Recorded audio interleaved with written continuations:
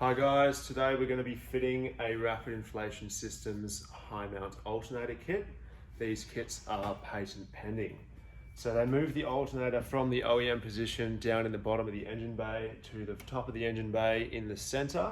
They will fit all of the VDJ V8 Landcruisers, but they won't fit a 200 series. Reason for that is a 200 series air intake is right where we put the alternator. All the brackets and mounting and belts and things will fit, but you'll have to figure out a different air intake if you would like to fit this kit to a 200 series. Now, this is an old ex-mine Landcruiser. It's got about 300,000 Ks on the clock.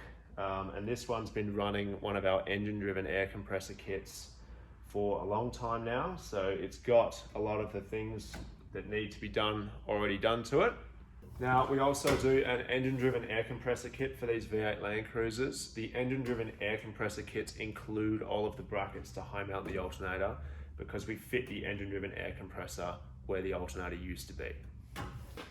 So to start installing one of these kits, first you're going to take the plastic bash plate off the bottom of the radiator and you're going to drain the coolant out of the radiator. You're also going to remove the grill first.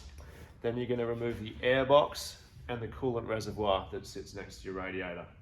Once those are out, you can unbolt the fan shroud and move it back towards the block. That allows you to unbolt the radiator and remove it. Be really careful because you don't want to damage any of the fins. Remove the radiator and then you can slide the fan shroud forwards over the fan and then out of the engine bay. Then you've got some good access. You can remove the fan if you want, but don't start the motor without the fan bolted to it because the pulley's not actually attached. The fan is what attaches it to the motor. And when you're pulling stuff apart, put some rags or something in your air intake. You don't want any dirt going down there, but make sure you take the rags out before you start the motor. Okay, so once you've got to this stage, you need to remove the tensioner assembly that sits down there near where the alternator used to be. Once that's out, set that aside and we're going to modify that in a minute. Basically, you're going to have to extend some wires because things aren't where they used to be. Your alternator voltage regulator is going to be up here as opposed to down where it was. So you need to remove the plug and extend the wires. I believe it's 700 mil. All the wires are supplied in the kit. Make sure you solder them and insulate them properly so you don't have any dramas. You're also going to need to extend your mass airflow sensor. The wires for this are also supplied in the kit. Now there's a number of different setups on different Landcruisers for mass airflow sensors, but it won't be in the factory intake pipe anymore. So you can either put it in your airbox or some different intake pipes or pipe setups have them down lower towards the turbo, but it has to be in a 3.5 inch pipe, otherwise you need to tune the motor. Okay, so now we're over at the workbench. We're going to run through the necessary modifications to the alternators to fit them to a high mount kit. So when you get your factory alternator, it's going to look a little more like this old one here. So this one I'll show you is completely packed full of mud. This is what happens if you don't high mount them.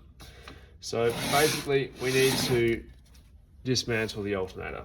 So you're going to have 3 8mm nuts. You're going to remove those and then you're going to take the cap off the top. Now this is all already unbolted, so it's a bit loose, but basically what you're going to do is you're going to remove these 2 screws here. You're going to remove the brushes from the back of the alternator. Make sure the brushes are still in the correct spot. Then you're going to remove the remaining 3 screws and remove the voltage regulator from the back of the alternator. Now the aim in doing this is to move the voltage regulator out from the back of the alternator and put it on a little cord like this. And that allows the block to sit flush against the back of the alternator and allows the alternator to fit in a new position. So once we've removed the cover and we've got inside, essentially on these voltage regulators, every tab on the voltage regulator is an input and every tab or where the screws attached on the alternator is an output. So when you extend the wires and put wires between the alternator and the voltage regulator, you need to make sure that the lugs are soldered on properly, so you get a really good connection. And you also need to make sure that the right wires are going to the right tabs, because otherwise you're going to feed the voltage regulator some weird signals and it's not going to know what's going on. So to do that, once everything's stripped down, you're going to connect, or you're going to put lugs on the end of your wires and you're going to connect them to the appropriate positions on the alternator. Make sure that these are really well cleaned. You want a good connection so that you don't have any problems.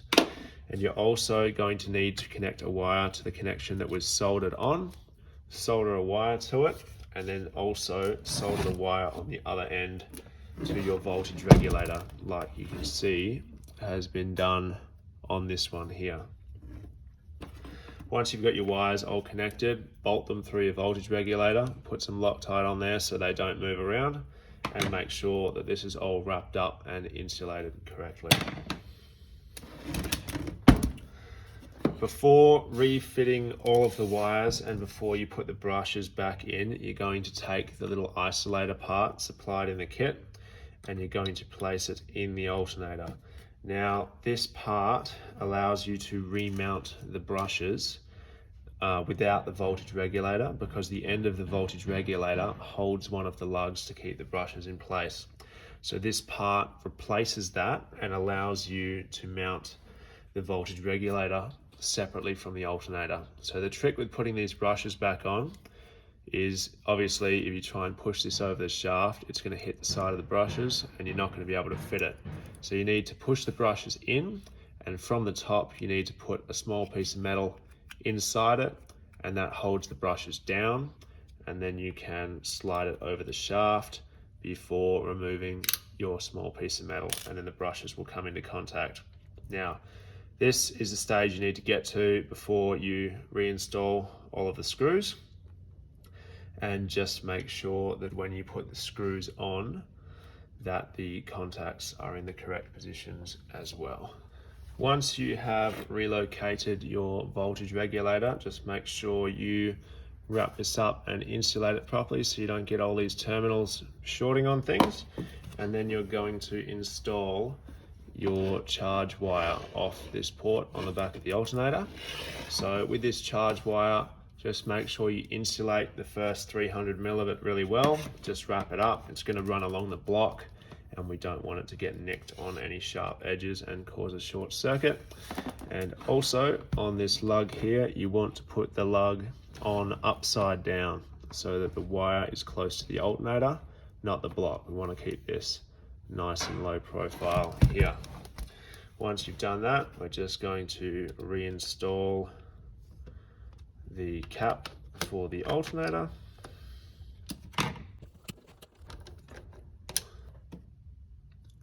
Now, the last thing we need to do to an alternator so that it can be used with a high mount kit is remove the small lug that is on the back of this face from factory.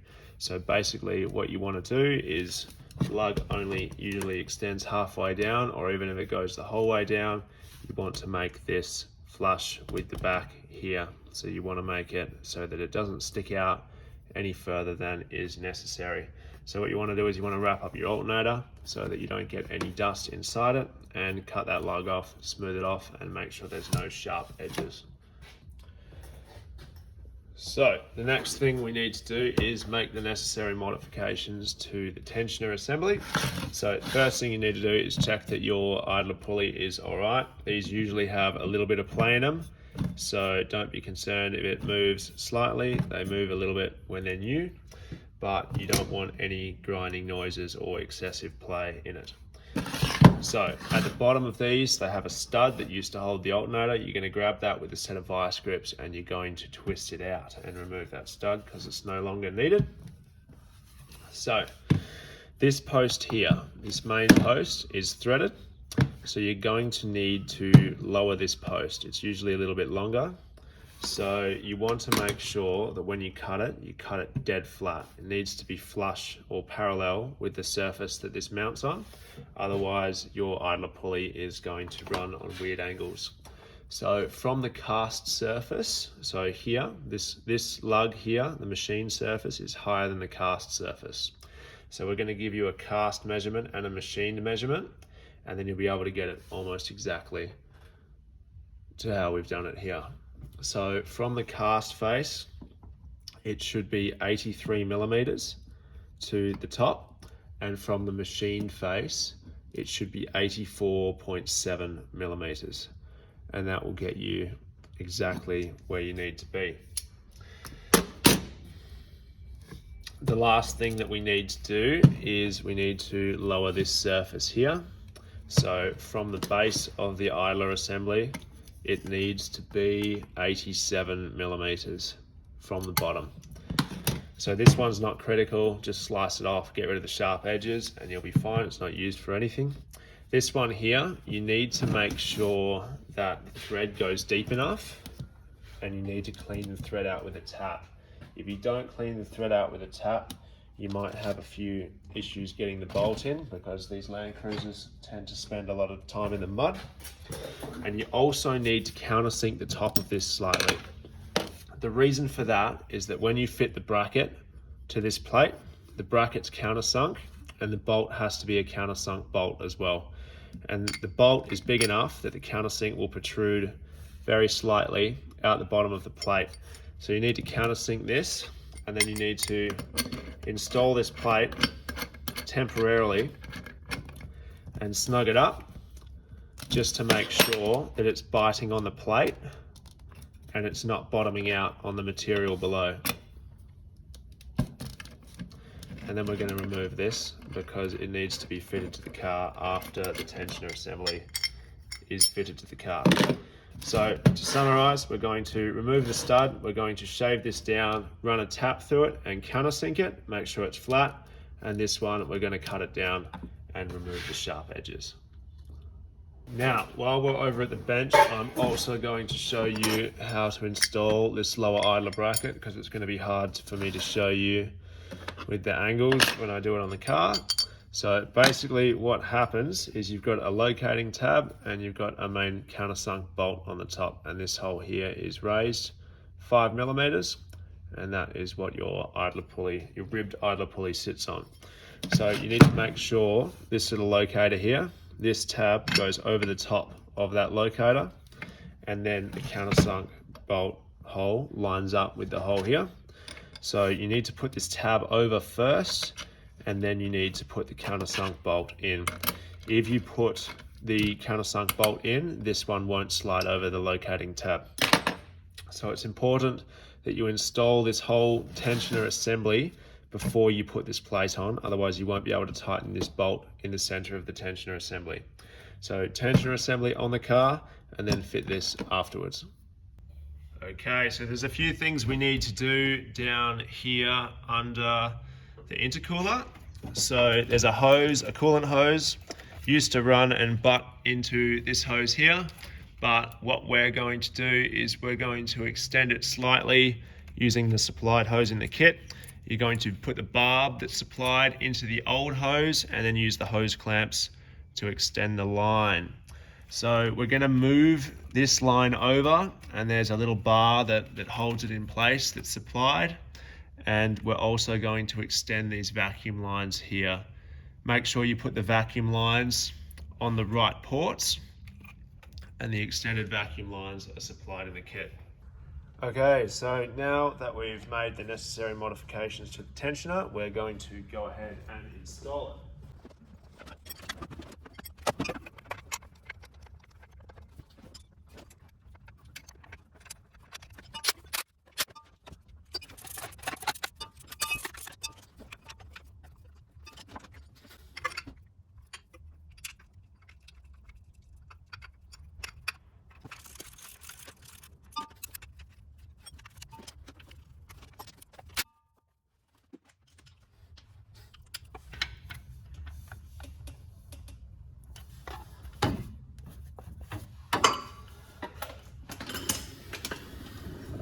So this kit down the bottom here uses the factory ribbed idler.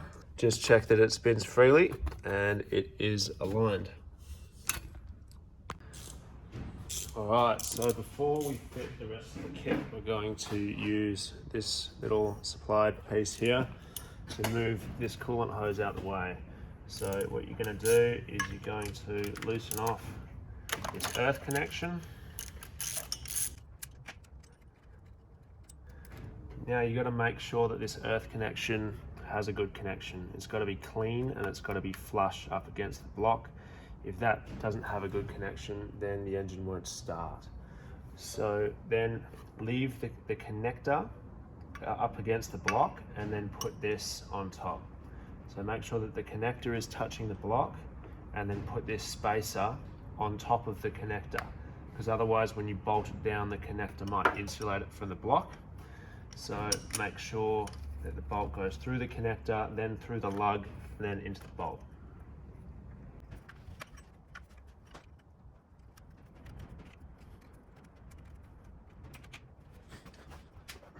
And on this other side, you're going to use the M6 Allen key screw bolt, and that is going to go through this other end and into the locating plate.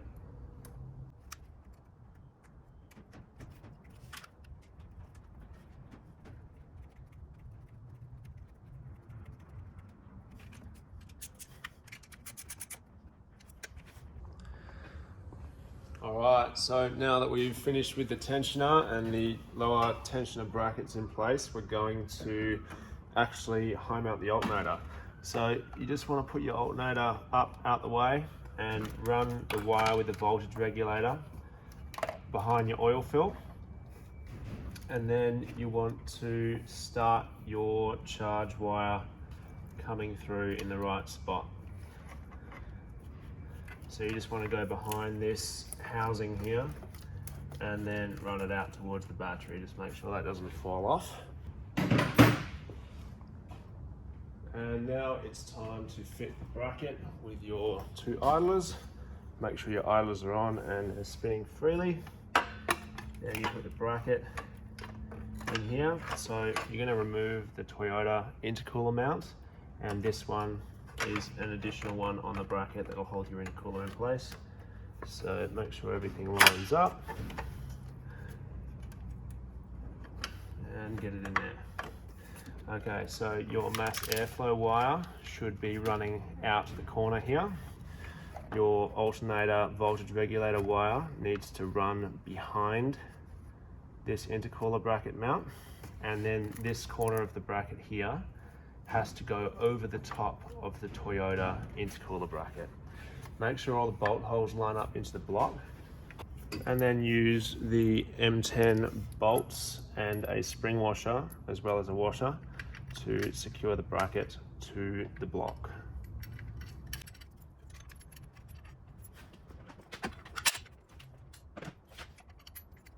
These threads, you should definitely run a tap through these threads before you do this, because they're always full of dirt and you'll strip them.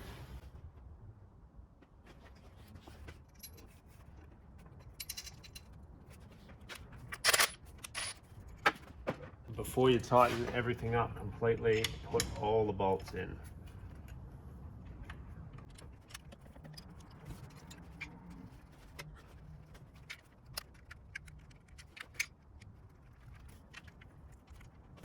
And then when you tighten these up, you want to tighten these top four first, and then the three on the face, and then reinstall that pulley.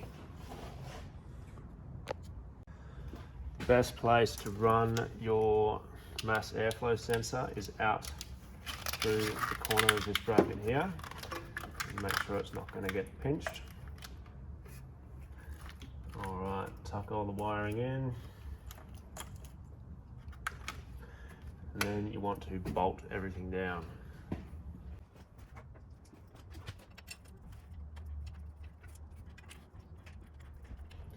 The bracket in this corner, the high mount alt kit bracket, goes over the top of the factory bracket.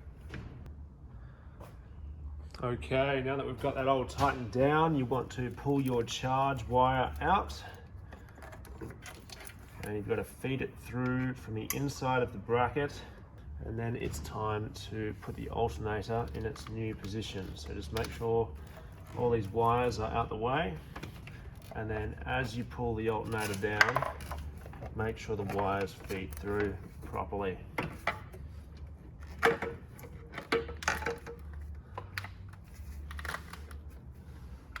All right, so once we've connected that charge wire, we're going to bolt the intercooler down onto the bracket. So you're going to use the Toyota intercooler nut and the supplied M8 bolt, pull the alternator forwards, and then insert the bolt from the bottom and tighten it up from the top.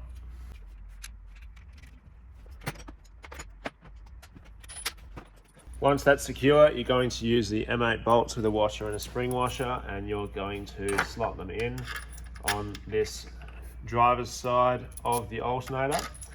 And then before you bolt the passenger side down, you're going to attach this to the supplied 90-degree plate, and that is going to allow you to mount it to the side of the alternator. So you're going to put this on the plate using the supplied M6 bolts. Once you've got this little guy secured to this bracket, you're going to put it on the side of the alternator and in place. You're going to make sure the vacuum lines and the wires aren't tangled, and then you're going to put more M8 bolts straight through the top and through the alternator to hold everything in place. Then you're going to go ahead and put nuts on the bottom of these M8 bolts and tighten them all down. Once the alternator is bolted down, the next step is to install your belt. Now there's a diagram of where the belt goes in your instruction manual, but it is easiest to put the belt in place and run it where it needs to go, and then use a 14mm socket on a breaker bar to bend the tensioner and put the belt in place.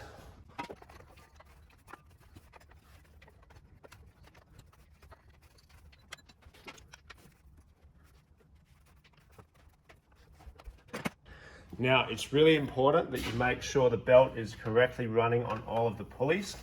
If it's slightly off any of the pulleys, you're going to damage the belt when you start the motor. The next thing you need to check is that there is enough clearance behind the belt here, behind this thermostat housing.